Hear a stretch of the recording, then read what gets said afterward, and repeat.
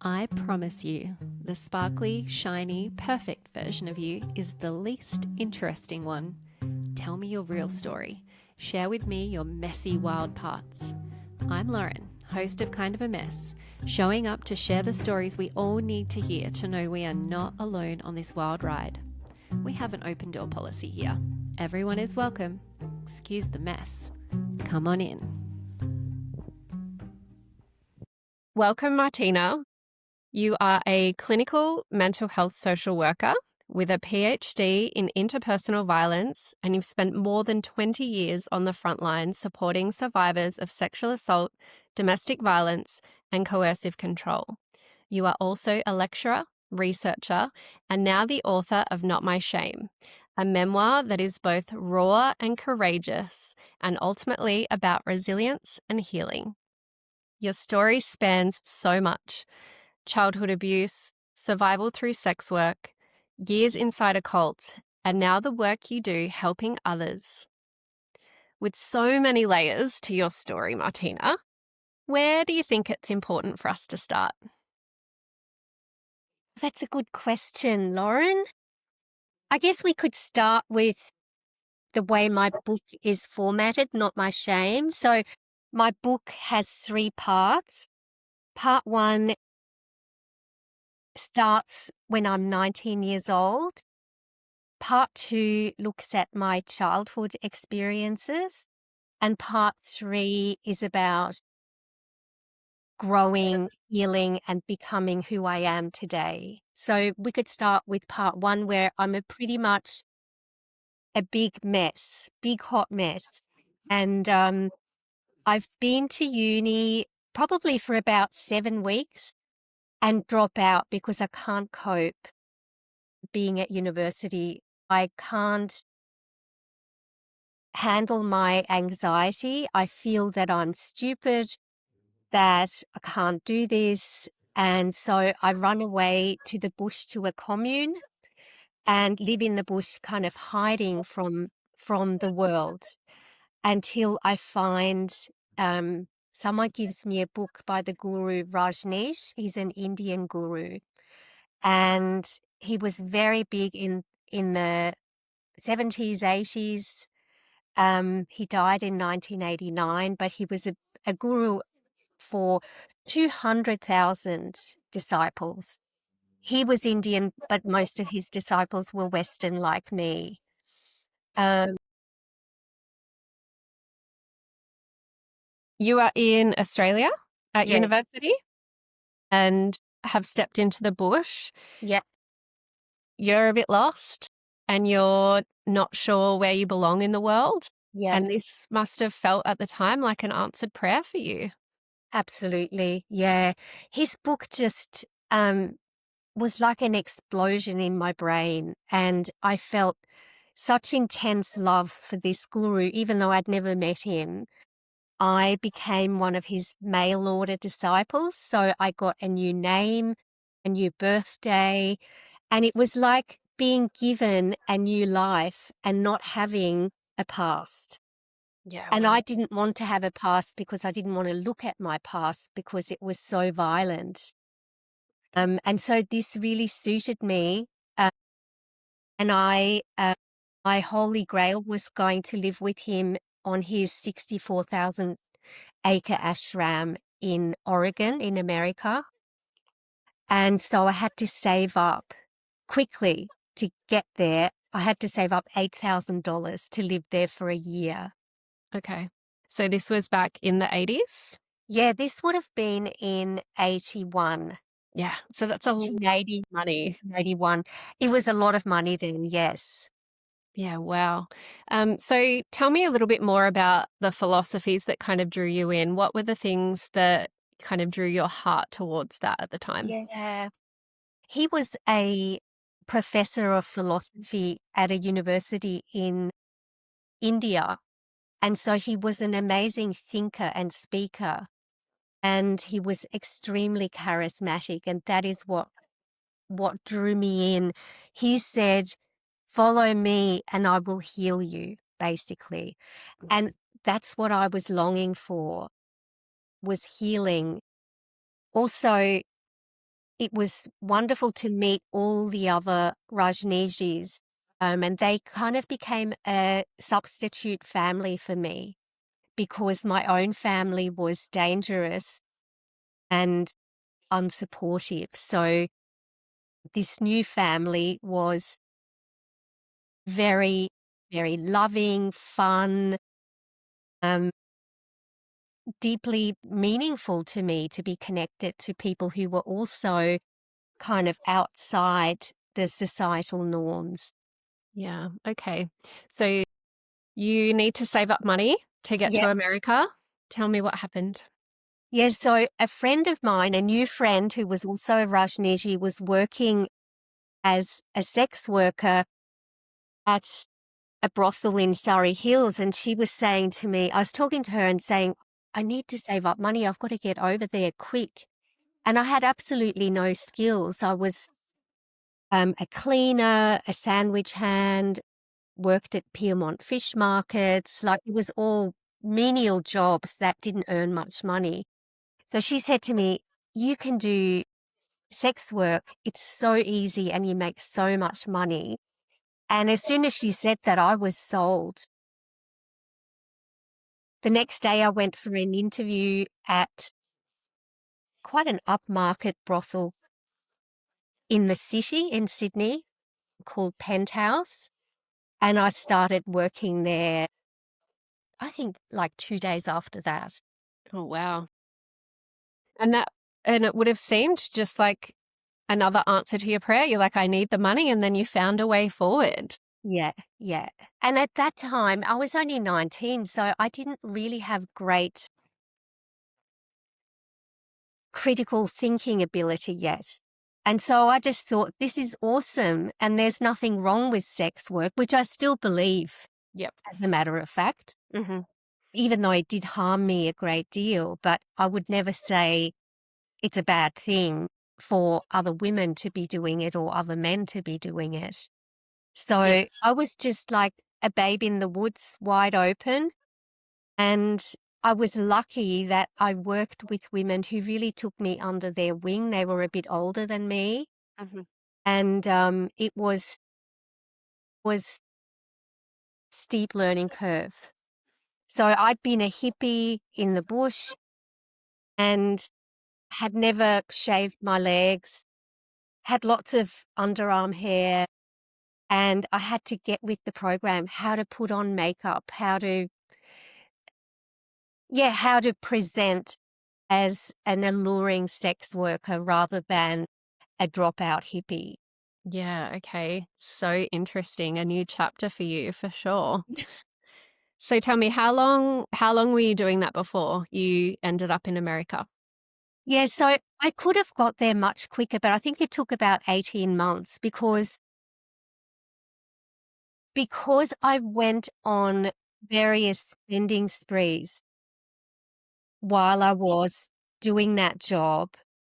I think to just cope with the stress of it and to nurture myself in the best way that I could at the time. So yeah, it took 18 months to save up the $8,000 in airfare, and then I was off to America. Oh, wow. Okay. Such a big story already, and you're only nearly 20 years I'm old. 20, yeah, I'm 20 at that time. Wow. Okay, so you got your plane ticket, your one-way plane ticket Yeah. to the States. Tell me what that experience was like when you got to go and join this new family that you'd found. Yeah, so I was just so, so excited. I thought I am going to find enlightenment Hmm. and I'm going to find this answer to everything that's been um, harming me, hurting me, wounding me. I got to the ashram, and I think at the time there were probably about 10,000 people living there. So it was a huge ashram, 64,000 acres. And I was given a job and a house to live in. That's what I assumed it was gonna be a house, but it was this tiny little cottage, an A-frame, and I was really excited when I saw it because it was so cute. It was wooden, but when I went inside, there were 3 mattresses on the floor, and I quickly realized I have to share a tiny space with 2 other disciples, Wow. and I had the middle mattress, so there was hardly any room to kind of between the mattresses. And I was really shocked, and that was sort of the first seed of disillusionment, Mm. maybe. Yeah. And then the job I was given was on the pipe crew, which means that I was digging ditches to lay pipes. So we worked Woof. 7 days a week, 12-hour days, and we paid to work 7 days a week, 12 hours a day. Oh my goodness. Yeah, and I was digging ditches in the desert, which was like I was not used to physical work. And I got, sore back and neck and blisters on my hands, and it was a rude awakening.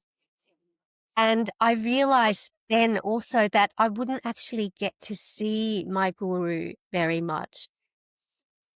So all the things I'd been pushing aside, I now was faced with, and I had to face the fact that I'm a slave doing slave labor. I pay to do labor, and I sleep in a room, a tiny room with 2 other people on mattresses on the floor. Wow.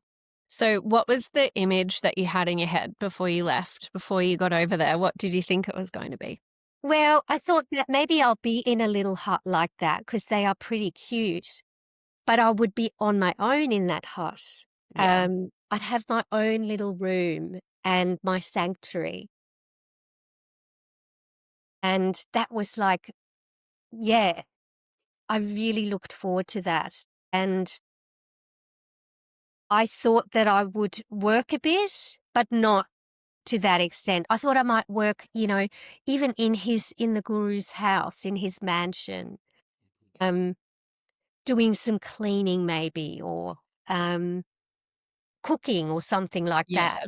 There's a romantic notion to it, A right? romantic notion. Going to be everything that you wish for, and you could be of service to someone that was gifting you this beautiful way of being in life, and then all of a sudden you've crashed down into the reality of it. How do you pay for the work? How does that arrangement work? It was called I was trying to think, the Rajneesh Humanitarian Trust. That's what the program was called, and you paid $500 American dollars a month to be able to stay there and work there. So, yeah, that was the program. Some people lived there and didn't have to pay, but they had probably paid by giving all of their inheritance Okay. or by having sold their house, and they were permanent residents. Wow. Whereas I didn't have anything Yeah. apart from my $8,000. Yeah.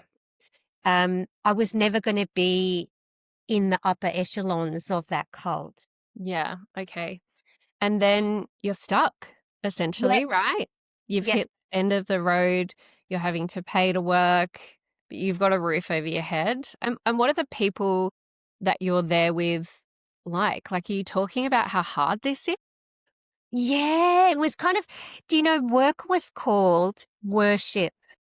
Uh, So we would say, we're going to worship, right. which is like it was a whitewashing. We were brainwashed. Yeah. Work was not work, it was worship. And so we kind of weren't allowed to talk negatively. In Mm. fact, we were told that if we were having negative thoughts or being negative, talking negatively, our guru would die because he was in such a fragile body that the negativity would kill him. Oh And my so that stopped people from talking about how we really felt. yeah. I was lucky towards the end of my stay there when things got worse and worse that I did actually have a couple of friends that I could talk to.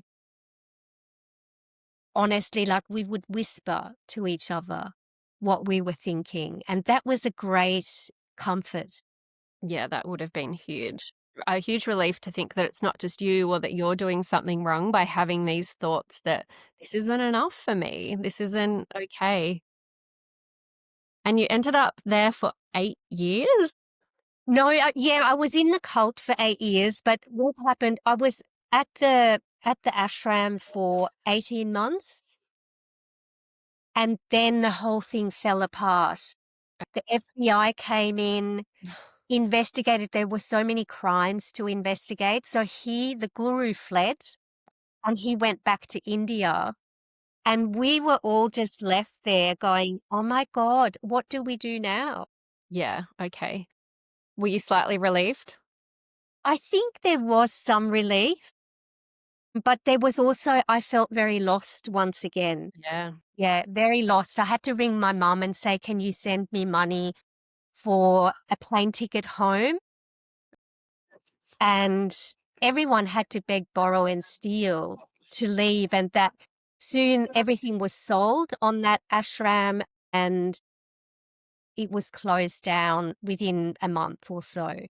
And then where does your journey take you? So then I go back to Australia and I'm full of doubt. Like I'm half in, half out. So I'm still very dependent on the cult. And I only know cult friends. I don't have my old friends anymore because we were encouraged to let go of all our ordinary friends. And I didn't have a supportive family. So I was still dependent, emotionally dependent on my cult. And I then visited him I think over a 5-year period, I visited him 3 times Okay, and that was in in India. India. In India. Yeah. And I was trying to leave but couldn't leave. It was like a bad marriage. So I'd be like, I'm going to leave. This is not right. And then it was the next day I'd wake up and go, no, I'm going to stay. It was just like the women I talk to now in my work who are in a domestic violence situation or coercive control, who want to leave but can't leave, who make up their mind to leave but then go back because it is so, so hard to leave an abusive situation. Is that because they've built the foundations of this philosophy and they're telling you bad things are going to happen if you leave? Yeah. Things like that? Yeah. Yeah, absolutely. And also, like, I had nothing. I had no skills and I had nothing. Um, I had no money. I had no stability or foundation yet on which to build a good life. That came later. Okay. Yeah. What an interesting way to be when you're in your 20s. Like it's already hard enough to try and work out your identity and who you are, let alone having this another abusive relationship in your life, Yes. essentially. So what was the catalyst in the end that helped you to In break the free? end, the catalyst was Rajneesh, the guru, had a beautiful,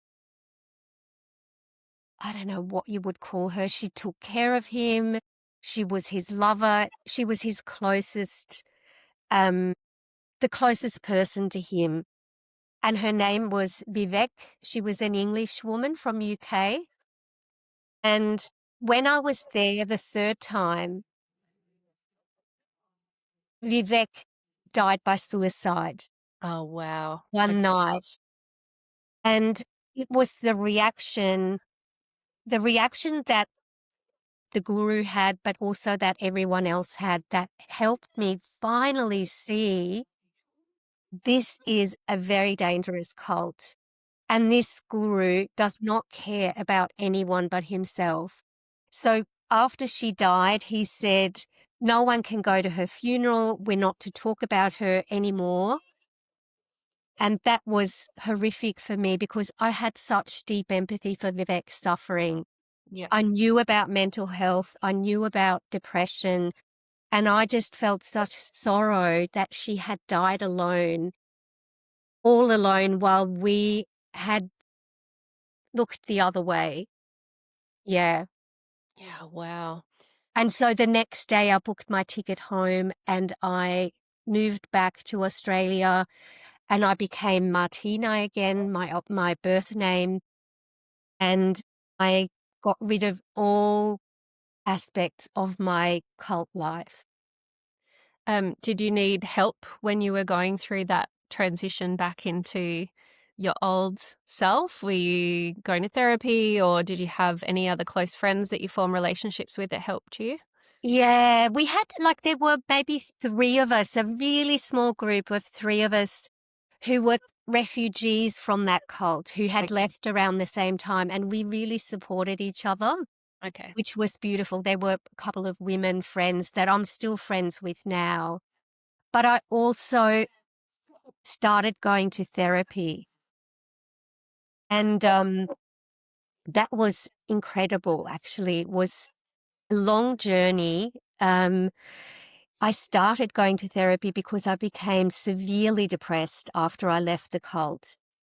And I also started having flashbacks. I had always known I was sexually abused as a child, but I managed to push it into the farthest recesses of my mind. Okay.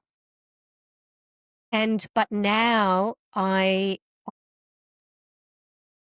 couldn't hold back the flood of memories anymore. And so a friend told me about this therapist called Robbie, and I saw her then from about 27 until I was 32. And she was a wonderful, wonderful woman who really helped me with my healing. And this when you started to decide that maybe this was the pathway for your future work? Not yet. No, not yet, because I was so broken. I was just surviving day to day, Sure. and not yet. It took maybe 2 years of therapy before I started to think, okay, what can I do with my life in terms of a career that will be meaningful for me and where I can give back and, yeah, give back in a way that is important.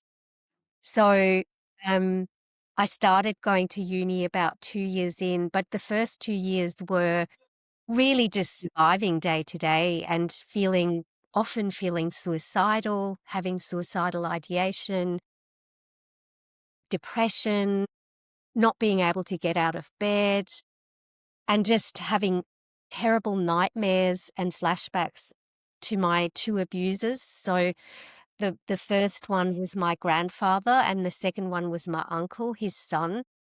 And they were very well known people in Switzerland, where I had been born and lived until I was 15, a high court judge and a politician. Oh, wow.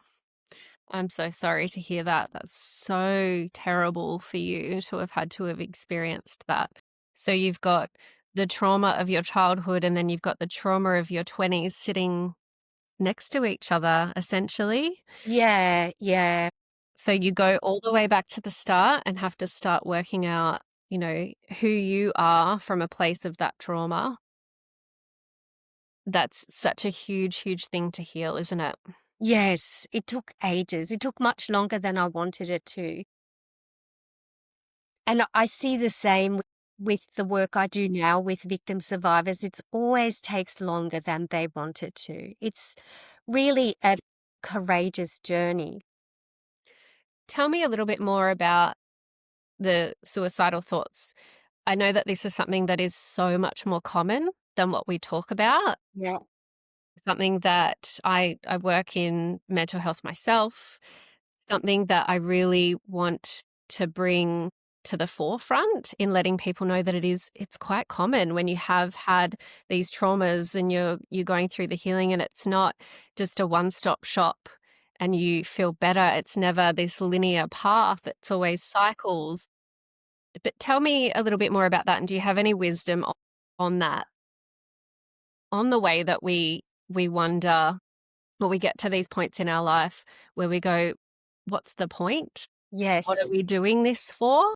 Yes. Tell me a little bit about your experience with that. Yeah. So I think sometimes, often the pain was so bad, so terrible, that suicide seemed like the only answer. So I think it was almost a comfort to think about suicide, to plan different ways that I might die by suicide. But in the end, I didn't have the courage. And I also thought of all the different ways of doing it. And I thought, people are going to find me and they're going to have to witness something terrible. Or I might end up being, severely disabled or something like that if the attempt didn't work. So you're obviously very intelligent and have these beautiful, deep thought processes that have then gone on to be the same thing that makes you so phenomenal in your work, because you've really analyzed this from every single angle and thought about Yes, people and yourself and the consequences. Like, that's yes, fairly deep, isn't it? yes, that's right. And I was also scared. I just thought, what if after suicide, what if suicide is not the end of pain? What if something happens that we don't know that could be even worse? And Yeah. that also scared me, like the afterlife, what happens? And that maybe that was another factor that really stopped me actually from acting on my thoughts. And are you in a place now where you don't have those thoughts anymore? No, look, I might have a fleeting thought maybe once every couple of years, usually when it's something to do with my family of origin, Okay. when something bad has happened. Again, even though I'm very protected from them now, it's usually to do with my family of origin. And I always think that's really interesting that that's the only reason I don't want to be here. And then I go, no, they don't matter anymore. I want to be here for all the reasons that are good in my life now. Tell me a little bit about the pain. When you're in that place of pain, what is it that you're feeling? Is it reflecting on a thought that then comes into your body? Is it I want to say disappointment for the life that you were given? It's not disappointment. I think because it's like unbearable pain rather than disappointment. So when I was back there, the pain of my memories was often unbearable. And I would self soothe. The only way I could get through a bad day or a bad night was to self soothe with pills.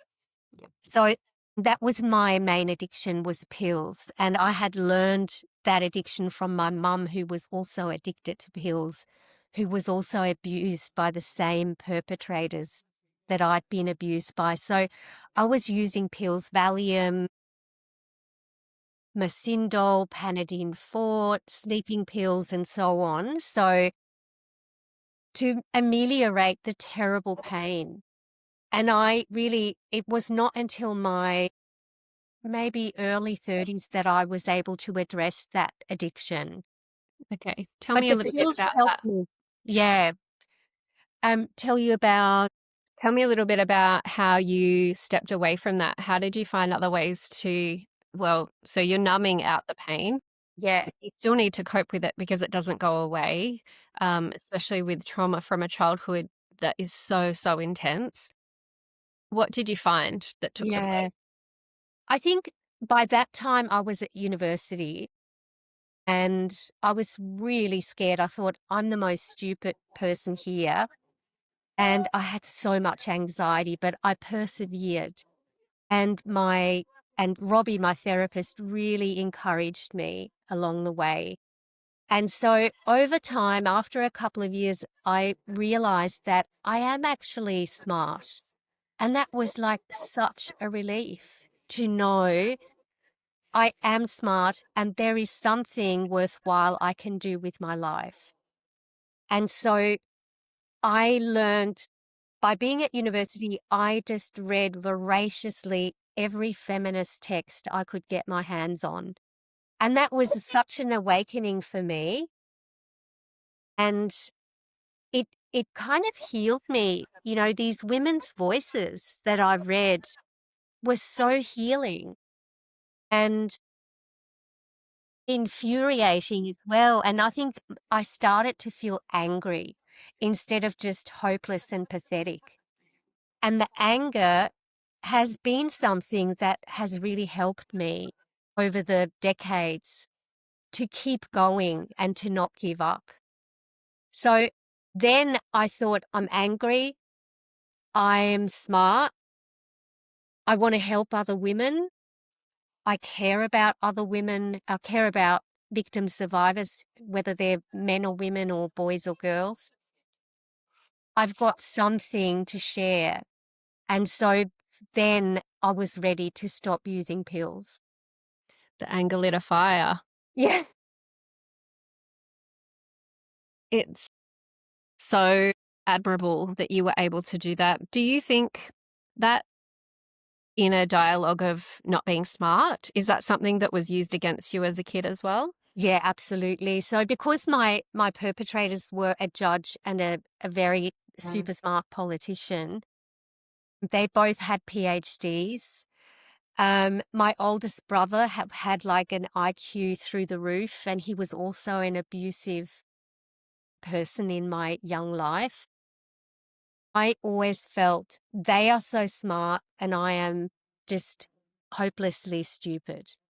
And after leaving the cult, I also felt I had been so stupid to be in that cult. Like I felt deeply ashamed. And it took a long time. I think it does take us a long time to develop our critical faculties if they weren't encouraged in childhood or adolescence.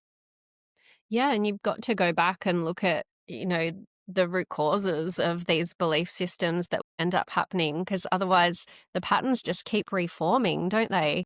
And Yeah. it may be a completely different situation, but you're taking that, it's something that you've been told as a child or a belief system that you've created because of your family situation, and you bring it into adulthood with you. Unless you understand where it's coming from and try and heal that, it just keeps going around and around in circles, doesn't it? And that would be a lot of the work that you do with your clients. Yes. Yeah. Yes.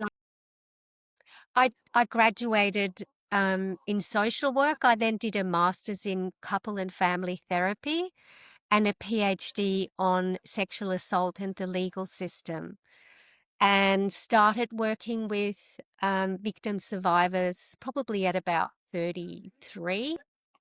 So that's really 30 years ago. And that's been my passion ever since. I've not veered from that passion, even though sometimes I feel disheartened because trauma and violence is everywhere in our society and it's not getting any better. But my anger helps me. My anger gives me the passion and sustains me in the work that I do. It doesn't mean I'm a bitch. I also have hope. I have hope in one hand and anger in the other, and they balance each other out. Yeah, I think that's a really important message. I think a lot of the time, especially as women, we're told not to have this strong standpoint or these strong opinions or to be angry or assertive. And we are, tagged as bitches or, it's a very common story in the Yes. workplace or when we're trying to step into those leadership roles. But I think it's something that's so important to us as women to grasp onto that power that we all have so that we're not stepping back into that. I don't want to say that victim mentality, but I Yeah. guess it is a little bit that, oh, woe is me, or, this isn't good for me, and stepping back slowly into that depression state. So that anger can be such a valuable tool. I love anger. I mean, obviously, we can think anything we want. Yes. We can imagine anything terrible, nasty that we want, but we can't do it necessarily because it might be illegal or it might hurt our reputation or it will hurt our loved ones. So, but our, our mind is free, has total freedom, and I think that is amazing. Yeah, it definitely is. Fantasies are a lot of fun as long as we don't act on them and go around murdering people, which generally women don't do. It's men that murder.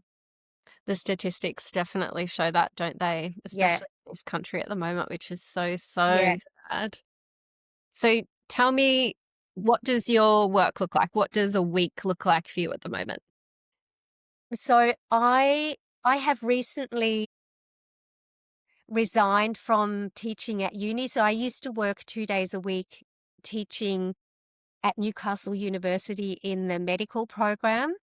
Okay. And then I worked 3 days a week in private practice seeing victims of crime. So I see them for free because I'm contracted with the Attorney General's Department. And so they're able to access free counselling 22 hours. So I'm able to do quite a lot of deep work with my clients. If they've had more than one crime committed against them, they get 22 hours for each crime. Okay. So it's actually a way that women can access good help Yeah, absolutely. without having to pay a fortune. Yeah. And how do you go dealing with the constant, I want to say negative, because I guess it is. It's hard to be put in front of those negative situations and people that have been handed such difficult circumstances. What are the things that you do to make sure that you're looked after when you're helping others? Yeah, I have really good, I work in a practice, a private practice, which is a lovely, lovely practice. We all support each other. So everyone there is a clinical psychologist. I'm the only social worker there, and I'm the only one there that does victims services work. But we really support each other. I also have some good friends who I talk to regularly. So friends I used to work with at the sexual assault services I worked at. And so we have a network of support, which I think is really important. I go to supervision, which means I can talk about the vicarious trauma that I sometimes experience. And I also provide supervision to other social workers and welfare workers. Wow, it's So we phenomenal. help each other. Yeah, yeah, absolutely. And I think that the community that you've placed yourself in, I think that that's really important. And not just in your work, but in any work or in life, making sure that we're connecting with the people around us and speaking up when we're struggling or venting, getting Yeah, angry, being able to voice some of those things instead of going so internal with it all and then exactly. letting our brain fill in the gaps. So tell me about your book and when you decided that it was time to tell your story. Yeah, so I'd finished my PhD and I was teaching at Newcastle Uni. We had to write, we had to publish. So there's a phrase in academia which is publish or perish. And we had to not just teach, which I loved, we had to also publish journal articles about our research. And I was just no longer willing to write academically. I'd done 4 years of a PhD. It had nearly killed me because it's very narrow and it's very strict what you can write and what you can't write, what you can say, what you can't say. And so that was like no longer something I was willing to do because it's like wearing a straitjacket. So then I thought, oh, I'm going to start doing some creative writing, which I did. I did a couple of creative writing online courses, which were a lot of fun. And I just started dabbling in creative writing. And then I started forming the idea for the book. Yeah. So, and then I did it like just step by step, wrote this book over a 5-year period. Okay, that's a long time to be stepping back into your past, isn't it? Yeah. Yeah. It is. I mean, a lot of it is really a lot of the book is quite hopeful too. But yes, stepping into the past was, particularly the first part of the book, was quite, I felt so much cringe writing it. The cringe of having been a disciple of Rajneesh, who turned out to be such a fraudulent guru. Was it also very healing, though, to go back Yeah, from who you are now?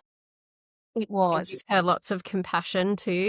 Absolutely. Yes. I mean, that's what I ended up with, was just having such kindness and compassion towards that young woman. I had been so naive and so hopeful, and, and then having all her hopes dashed and somehow surviving through it all. Do you think that you would be the woman that you are now, doing all of this phenomenal work and helping others, if you hadn't have gone through that? No, I think it's hard to say. I mean, I feel strongly that this is my calling. What I'm doing is my calling. And it may well have been my calling. Maybe that's a part of me, a part of me that has always wanted to help others and assist people on their healing process. Yeah, absolutely. And you can kind of see that from, finding this guru that has this promise of Yeah, healing. And it yeah, was exactly the light that you were looking for. And it's just so unfortunate that it ended up being something that just wasn't real. It was your standpoint and your hope, and the beauty that you had in you was reflecting back through this, experience that you were hoping that would unlock all of your past and heal it all. So it's an incredibly brave step, and I think to look back on her and her choices with such compassion from where you are now is so valuable, isn't it? Because yeah, we go very. through these messy parts, but then you've made it your beautiful message that you've been able to take forward, and it's really honorable. Thanks, Lauren. Thank you so much for giving me your time today. I My appreciate it pleasure. so very much. It's such a deep story, and you just have so much to give back to the world and are doing brilliant, brilliant work. So tell me, where can people buy your book? It's on Amazon. It's Okay. probably the easiest, but also at your local bookshop. So I know in my area, people have sent me photos from Melbourne and other places where a copy of my book is on the bookshelf, Ah, which is exciting. that's so Otherwise, if exciting. it's not on the bookshelf, you can order it through your local bookshop or just Amazon. Mm. It's an ebook as well, Ah, so amazing. people can download it. Okay. And tell me, have you got a message that you would give anyone that's struggling through abuse at the moment? Yeah, so important. There is hope. There's a beautiful Taoist saying that says, life holds 10,000 joys and sorrows. And you might be going through your sorrows now, traveling through the terrible journey of remembering abuse or trying to leave abuse behind, trying to escape. But if you persevere, you will find the joys. The joys will come to you. And I know for me, the sorrows came really early as a little child, and the sorrows hung around for a long time. But the joys are now very much predominant. So I think don't give up. And yeah, so seek help, and don't let your shame stop you from telling your story. absolutely we need to be shouting our stories out so that people don't feel alone, so that we can bring these issues to the forefront and make sure that people have the right help or the right connections, that they're finding their path forward to healing. Thank you so much. Such important messages, and I really, really appreciate your time. It's lovely to talk with you, Lauren. Thank you so Thank much, Martina. you. Bye. Thank you so much for joining me today, for your kindness and your company. Just remember, we are all in this mess together.